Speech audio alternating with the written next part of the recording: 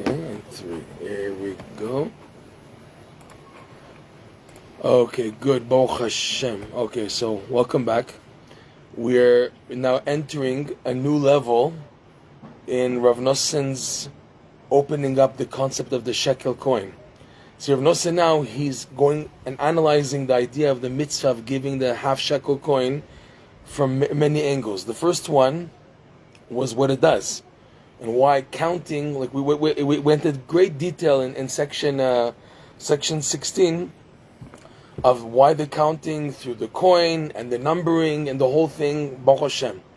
Now, Rav Noson is going to go into the term machatzit hashekel, a half shekel coin.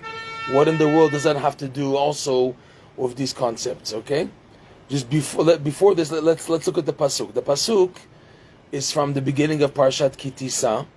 Okay, that's where we're reading also. That's Parshat Shkalim, but we read before Purim.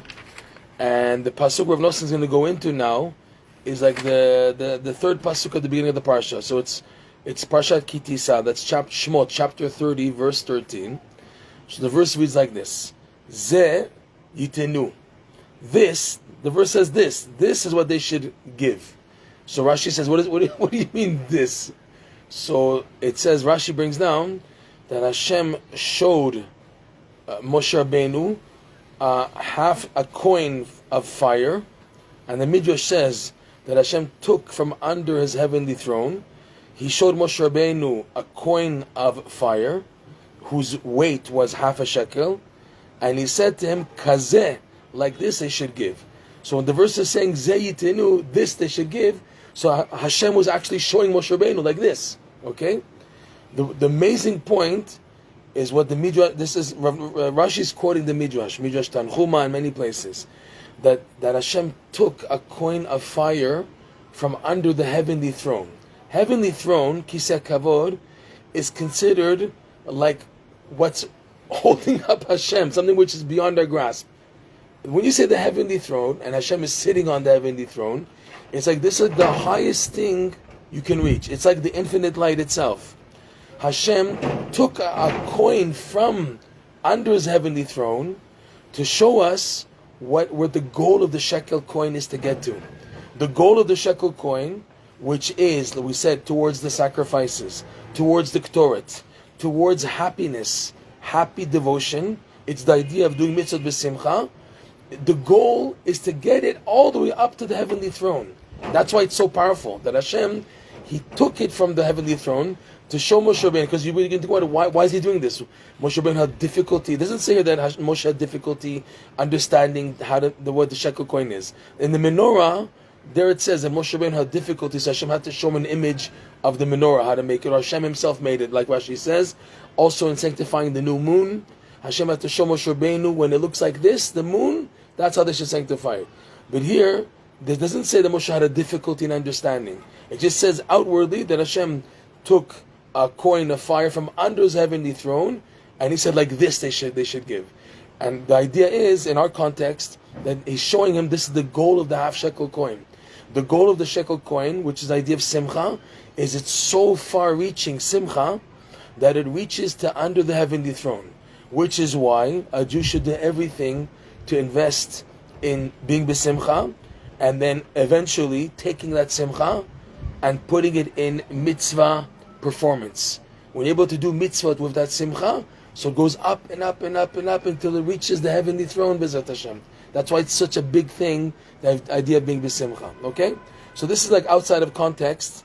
Rav Noson's not going to be explaining this, but in the verse it just pops out that it fits in amazingly in our lesson, B'ezrat Hashem. Okay?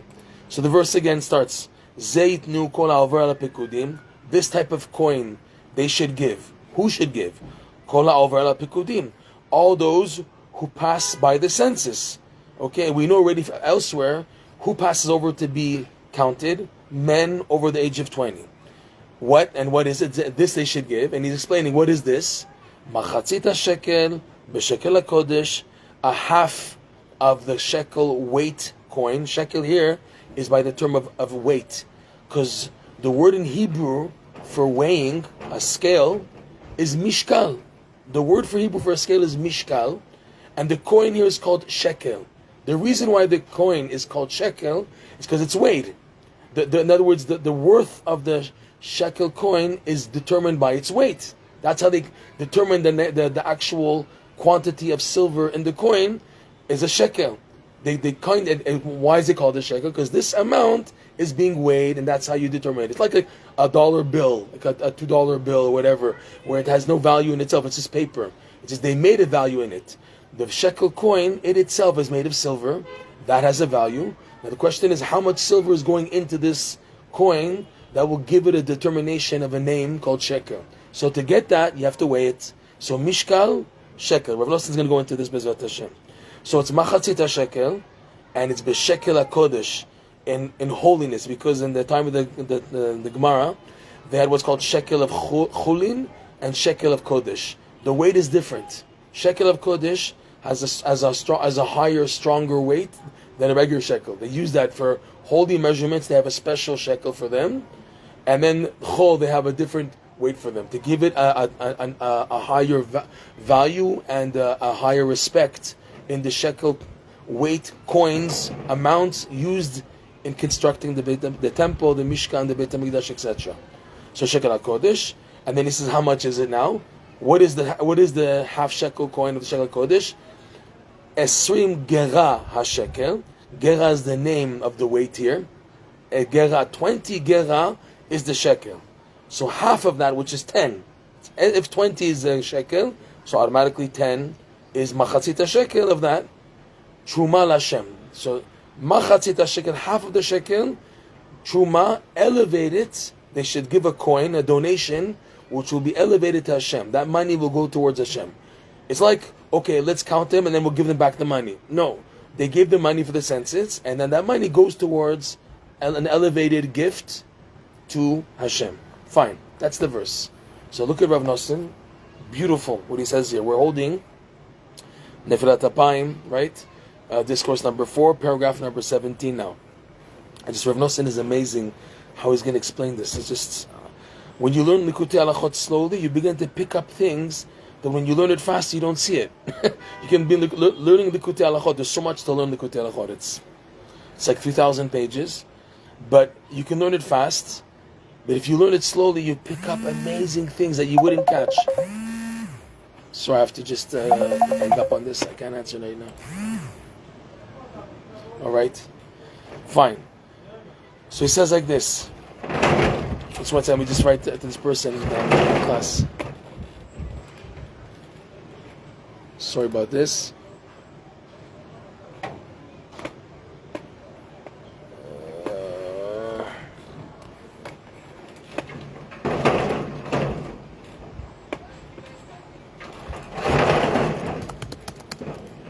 Sorry about this, 1 second.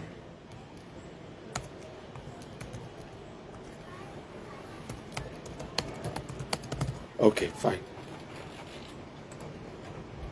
So watch this. V'zeh bechinat, paragraph 17. V'zeh bechinat machatzit hashekel.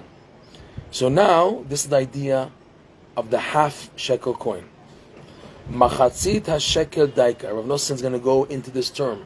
Why did the Torah choose a half shekel? The Midrash says some beautiful things. Midrash Tanchuma, I think section, paragraph number 10 in Parshat Ki Tisa, it says one thing amazing. The Jews sinned with the golden calf in the middle of the day, right? It says Moshe was boshesh lavo. Moshe was delaying and coming down. They made a miscalculation, and it was already noontime of the day that they miscalculated. So boshesh, Rashi says, is ba-shesh, 6 hours of the day, which is half of the day. They're like 12 hours in the day, 12 hours of the night. So ba-shesh, 6 hours already arrived. That's half of the day, and that's when they went into the sin of the golden calf. So to rectify that, they have to give a half coin because they sinned in half of the day. That's what the Midrash says. That's one thing on the Midrash. Rav Noson is going to take us on a totally different angle. Watch this. So machatzit shekel daika, specifically a half shekel coin. Bechinat, like the verse reads, Rav Noson's quoting the verse we just read from Parshat Ki Tisa. Machatzit shekel truma l'Hashem, a half shekel coin, which is a gift to Hashem. And explains. Ki hasaga nifla hazot Shem Hasagat Hatisha Hechalin Hanizkarim Lael, because this wondrous, it's a pele, this wondrous, awesome perception, which again is the idea of perceiving the infinite light, which is a clarity that you get above your level that helps you in the situations in life which are causing you so much frustration, and because of the frustration, agony, worry, pain, suffering, depression, sadness, okay? You just need this light from a higher level to shine clarity to see what to do. B'ezrat Hashem. But accessing it is beyond your level.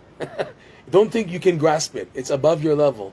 You're looking for something which is beyond your reach, but you need to connect to it, and it's going to help you in life. So Rav Noson's calling this perception is wondrous because it's really a pele. Pele being the keter, right? Pele, Pe Lamed Aleph, backwards is Aleph. Aleph is the beginning. Aleph. It's called in the Zohar, the Tikkunei Zohar calls Aleph, which is the first letter, the keter. The keter, which was the beginning point, initiation of the creation, was beyond our grasp. Hashem's initiation point of creation, and what's beyond it is the pele, is the keter. That's why it's the same letters as Aleph, number 1. Okay? Hasaga nifla hazot, shehem hasagat tisha echalin, which from our perspective is perceiving the 9 chambers. Like we said, how the 9 chambers are made. Just a quick recap.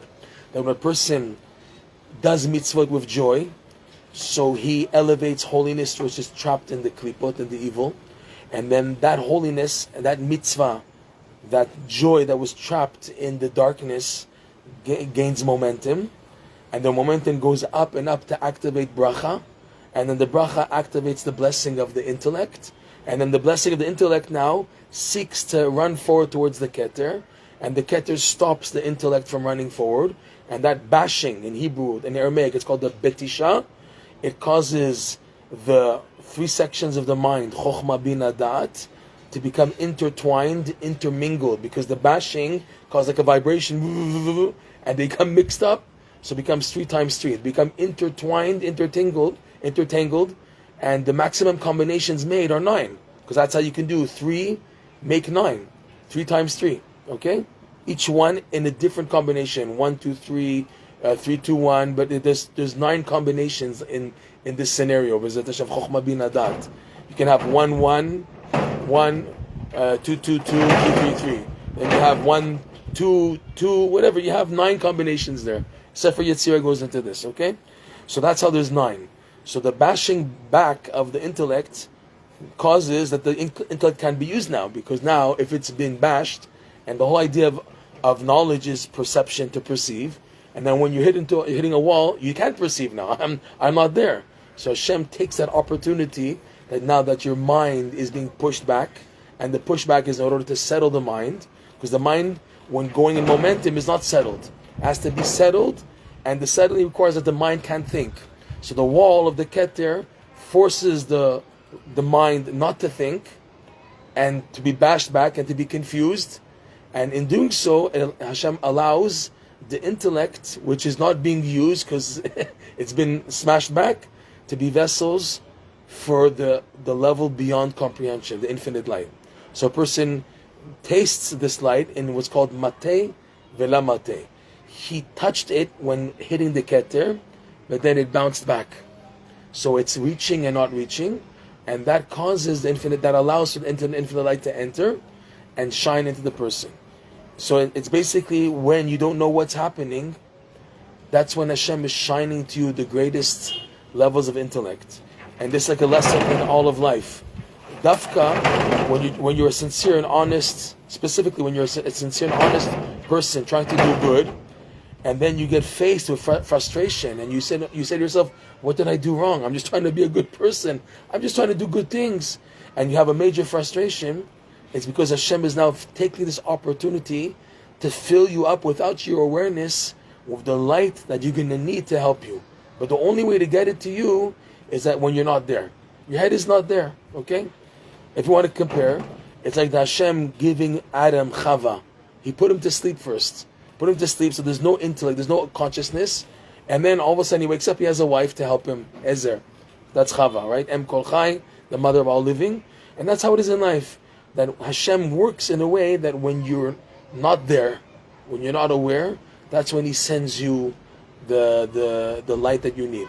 Okay, also, when a person goes to sleep, when you're sleeping, you have all these interesting dreams, and they're taking you to perception. You have no idea what you're seeing.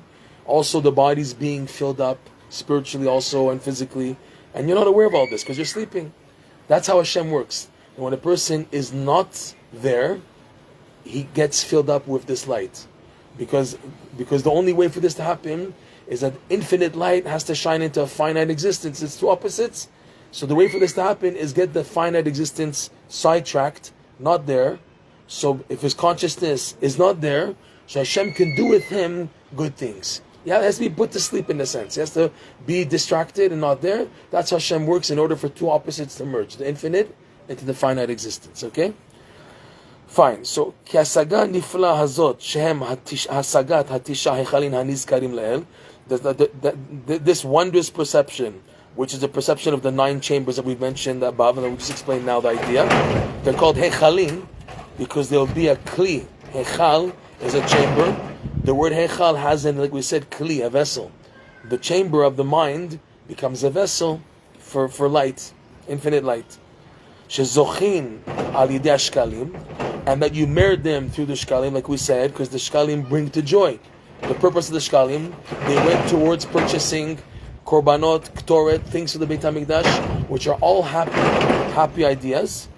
Like he says, shehem bechinat asiyat ha-mitzvah b'simcha.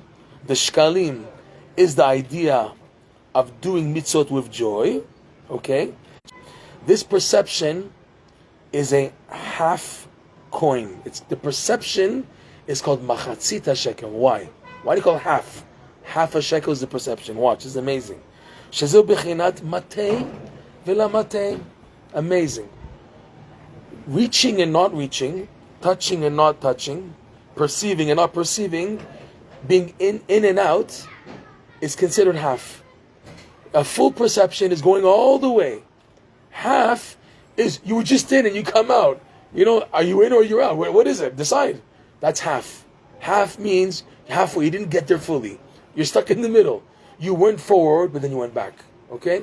So you went forward, you pushed past the halfway line, but then you got pushed back down. So you gained, but you didn't gain. You reached there, but you were pushed back all the way. So what did you gain? Half. Mate means you actually reached it. But they don't let you stay there. They push you back. Okay? So you can't compare someone who didn't start in the first place. He's stuck at 0. To someone who did reach. He's like, almost there. Oh, I'm almost there. And then they push him back. The person who went forward and then back, he's not equal to the guy who didn't start in the first place. The guy's at the starting line at 0. Someone went all the way, but they pushed him back. He has an accomplishment. He was there. He went forward. Okay, they pushed him back, but he went forward. What do you want? So what we call someone who did go forward, but is pushed back, that's half. Chatzi. He gets credit to be coined half. Why? I'm a halfling. I'm a halfling. Why? Because I did touch him. I did experience him, but it wasn't enough time. I was pushed back so soon with not enough time to absorb what I'm experiencing. I touched it with my finger, but it's not like enough to absorb it. But I touched it. And you can't compare me to someone who's 0. So what do we call it? If it's not 0, and if it's not full, so what do you call it? Half, in between. Okay? So that's machatzit. Okay? This is amazing. Rebbe Noson, what he's saying here. Shezu b'chinat matei v'la matei, b'chinat redifa today. An original scale has 2 sides, right? You put something here, it pushes it down now. Oh, so this weighs more. You put the other side, it pushes down. So a scale is like balancing. It's like you want to have an He's saying when a person now, he's going to add another detail to this. This is phenomenal. Half he explained. But when a person now, in running and returning, you have another difficulty. What's the other difficulty? You don't know when to run and when to be careful not to go too much ahead. To explain, in the lessons, he just wants to have the high without doing the proper prerequisite to getting to it. So that they say in heaven, you want the light without working for it? Okay, okay, we'll give you the light, and the keter won't stop you, but you can be burnt. You're going to be burned. You're going to crash because you asked for it. You just want all the light with no work. You want to just do things on a free platter and just have that spiritual light, even if it's false, even if it's fake. I don't care. I just want to have that experience. So the Hashem says, okay, you want without the keter, no problem, we'll let you, but you're going to burn out and you're going to crash, which happens to many people, unfortunately, who are spiritual seekers, but they don't want to work for it properly. They want to build, they just want to feel good and feel everything all right, and then they crash. They crash. Those people dafka crash, okay? Or someone who's willing to invest times. The Al-Sheikh writes that Hashem created the pupil, that it looks black, and sight comes from the black pupil dot of the eyeball. And he says that Hashem created the nature of man, that it's the tendency that people look at everything darkness. You're starting off in darkness. You start off in darkness.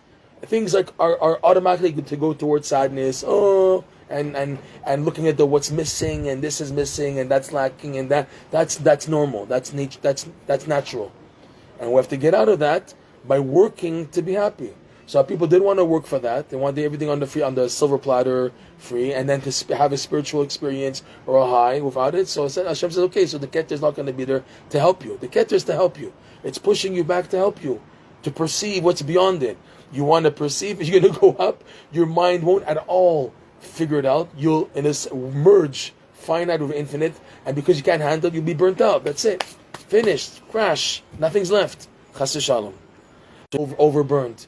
I want to do the right thing. I want to receive the light, but I want to make sure I can handle it. I don't know if I can handle it. So he's saying you're always on the go, you're always on the run, you're always panicking that you're not too much, but also the opposite also is not good. So what? Let's see inside of Noson. Okay? You have to be standing on the scale. You know, when too much to the right, when to the right, when to the left. You know, the scale. When tipping to the right, which is like going forward, to perceive more than is proper for him. Lefi bechinato, according to his aspect, his perspective, his essence. He tries to go past that, what's necessary for him. Titbatel hasaga legamre. He's going to lose out totally.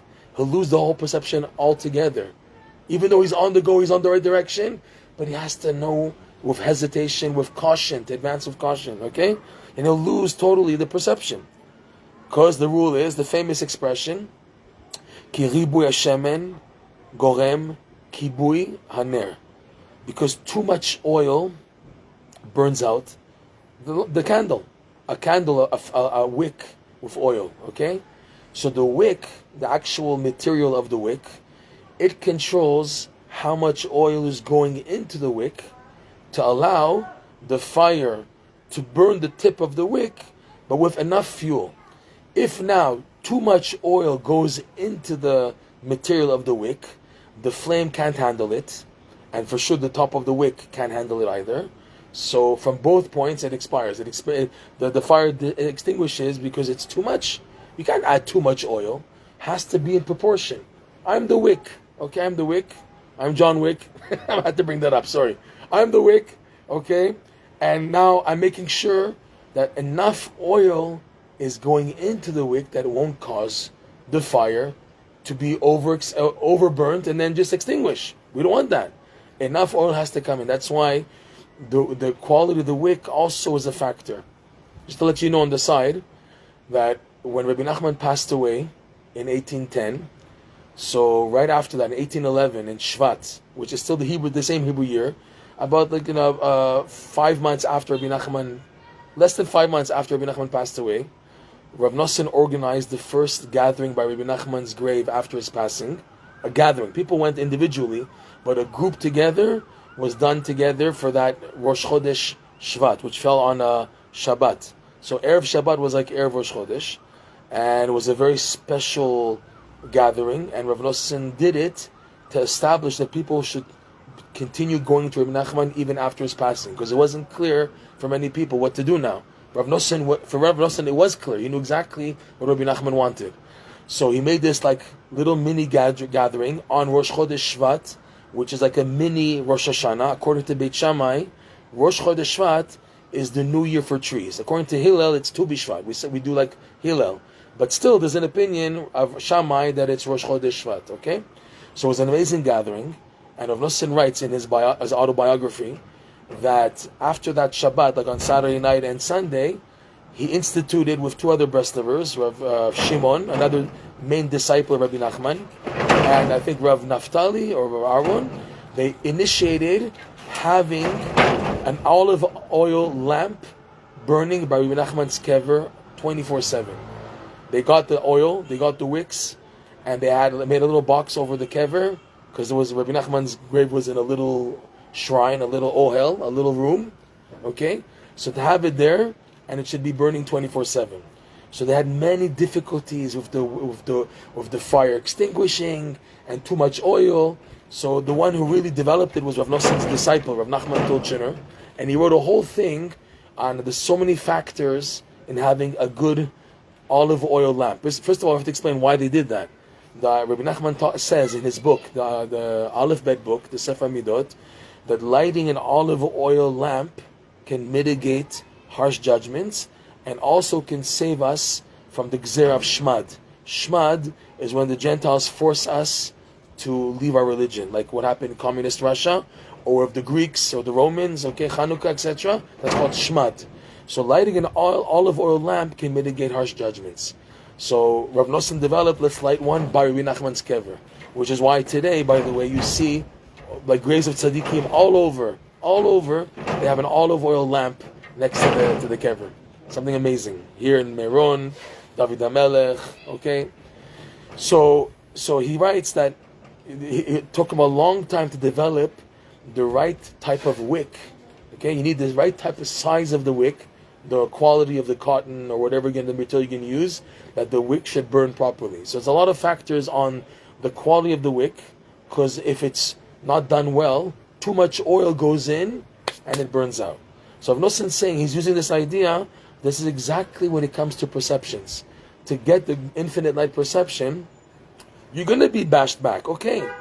But, it's like someone who's running into the Keter wall at 5,000 kilometers per hour, as to someone who's running into it at 100 kilometers an hour, 50 kilometers an hour. The guy at 55,000, he gets destroyed. He hits the wall, but he gets destroyed. Everything smashes.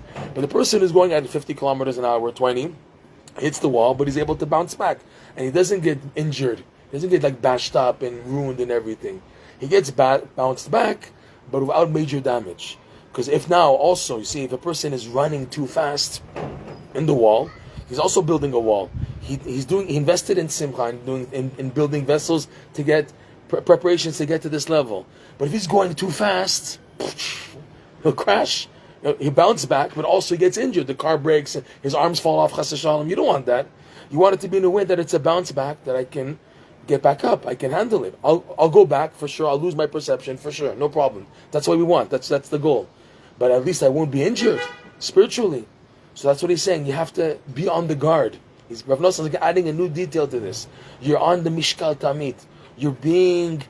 Everything's with precaution. You're going advancing, but with precaution. Can I go forward? Can I turn on the gas? You're scared. You're doing because you're going to a new zone that you've never been exposed to. You have a green light. You're going forward in light. Is this too good to be true? Am I on the right path? Am I doing the right thing? So you go with caution when you're in that area until you hit the wall. But you hit it in a way that you don't just go unconscious and you're knocked out. You hit it in a way that you're bounced back and you can get back on your feet. And in the meantime, Hashem filled up your 9 vessels that you have no idea what they are, where they're holding. He filled them up with this supernatural, above your level light that's going to help you now in life. And you didn't even know about it. That's the whole thing here, okay? So again, let's go back into the wording here. שזהו בחינת מטה ולמטה, I just went up a few lines, בבחינת ורדיפה ומעכב, שצריך לעמוד על המשקל תמיד, כי אם ירדוף להשיג יותר מהראוי לפי בחינתו, תתבטל השגה לגמרי, כי ריבוי השמן גורם כיבוי הנר. Okay, like we said, because too much oil causes that the candle, the wick, the candle gets extinguished. But then also the opposite. So you might say, okay, so that's the case. Why should I go forward? Let me just stay here. Let me just stay in comfort zone. And now if you do the opposite, you prevent and refrain perceiving totally. You say, okay, I don't need this. Why should I advance? So that's also a problem. Because you were created to perceive, to connect to that. That's why all the crazy things in life are happening, to squeeze you forward. That's why they're happening. Not that you should stay there, okay, I'll accept it and be quiet and shut up. No, it's pushing you to go forward. So if you decide not to go forward, Gamken lo yasig klal, so you won't, so what did you accomplish? You won't perceive anything at all. So you can't stay zero, but then again, you can't go too forward. So what do you want from me? You're on, what's it called? You're being tested. You have to be precaution. There's a lot of caution in doing this. You're going forward, but you got to be careful. Okay? Alken, so that's why he says now, Rav Noson, Alken zot hasaga hi bivchinat machatzit hashekel. With all this in mind, now you understand why it's called machatzit and shekel. Machatzit because you're matei vela matei, it's in and out, so it's a half. And also shekel. While doing it, you're always weighing your precaution. You're always cautious. Am I going in right enough speed? Am I going out enough speed? You're going forward with a lot of precaution. You don't know how much to advance, okay? Now he adds the new point. This is amazing. The verse finished, this verse that we read, Truma Lashem. Right? A donation, Truma. Truma means that you have to take off Truma. Truma means, the idea of Truma is you give a portion for charity, for the Beit HaMikdash, for the Kohanim. But the actual language of Truma in Hebrew is Laharim, to lift up. Laharim, Truma, to elevate. Okay, elevation. So watch. וצריך תמיד להכריע המשקל למעלה.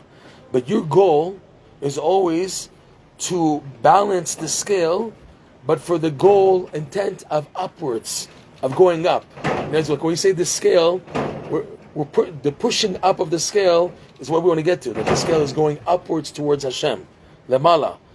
That when just like in the scale, there's a weighing of going up and down. We're weighing in order to lift us up towards Hashem. Okay, that's another insight in the mitzvah of machatzit hashekel. Rav Noson is like explaining the words. Truma LaHashem. Lichlol be'achduto yitbarach tamid beratzav Hashem. That a Jew has to be in this scenario, which is to be unified in Hashem's unity always, but in the running and returning format, in and out. You can't stay dead, but you can't stay connected all the way. It's in and out, in and out. And there's no rest. You think, what? I want to live a comfortable life. That's not this world. This world, you're on the go. You're on the go. Life doesn't let you. Okay? Life forces you to be on the go. Now it's up to you to do it right, the right balance. And to do the right thing, to choose to be connected to HaKadosh Baruch Hu. So, lichlol b'achduto, yitbarach tamid b'ratzav Hashem. And he says, this is the meaning, bivchinat, machatzit hashekel, truma LaHashem. So now let's explain the verse. Machatzit hashekel, machatzit. It's in and out. Like we said, you're half. Half is not all the way in and not out. And while doing the in and out, hashekel, I'm always weighing that I don't go too fast, so that I don't crash afterwards. So I'm always cautious. So I'm always on the run and on the go and being weighed. I'm being tested and I'm on the mishkal. Okay, I'm on the balance. I'm on the balance, walking on the balance. But all this is why? Truma LaHashem, to elevate me towards Hashem. In other words, I'm doing the machatzit hashekel to be unified and connected to Hashem's infinite light. That's the idea of Lashem. Truma, elevating me to connect to Hashem, which is the infinite light. And then Rav Noson says, Ashrei hazochel hazeh. This is really a beautiful insight that Rav Noson. It's totally unique what he's saying here. The commentaries don't even mention this. So it's such a beautiful way how Rav Noson expresses it. And then he says again, Ashrei, fortunate is the person who merits this. Because after reading this, you begin to wonder, where am I? Where am I in this picture of how much I've crashed, how much I've fallen, how much I can't take the bounce back properly. So fortunate is the person who's zoche to this. Elsewhere he says that the ones who, yes, are zoche to this are the tzaddikim. That's why they're tzaddikim. Because they're people who are trying to master this balance of machatzit hashekel, truma LaHashem always. And if that's the case, what hope do I have? By looking for these tzaddikim, by connecting to them, by believing in them, believing in their strength, their merit, their prayers. So I have a good chance of having to go having a what's it called? Trailing wheels on my journey in life, I have a tzaddik helping me, giving me the training wheels. I don't fall all the way. The training wheels keep you balanced, right? So that way, whatever's happening, I have like these blockers to help me that I don't crash all the way. Even if I do fall, I can get up B'ezrat Hashem again. This is amazing. We'll stop here. And B'ezrat Hashem, just Rav Noson, how he's opening up the mitzvah is this of the shekel coin is just phenomenal. And he's going to go on. We didn't finish yet, B'ezrat Hashem. But it goes on, and eventually he's going to get the Purim, Shabbat Zachor, Purim, Para, he's going to get the Pesach. It's beautiful how Rav Noson's going to develop this whole idea of B'ezrat Hashem. All right. To be continued. Sure. Thank you so much, Rabbi. All right, B'ezrat Hashem. Thank you. That's beautiful. Thank you Amazing. so much. It's amazing stuff. Amazing stuff. We have no idea. Yeah, it's like what I'm going through in my life right now. Oh, join the club. Join the club. That's everyone, Rebbe Nachman. Exactly what we're going through now. That's how it is. It's a live wire. We're connected to a live wire here. Okay, Shavua Tov and B'ezrat Hashem to be continued. Thank you so much. Thank you. All Thank you. right. Kol Tuv.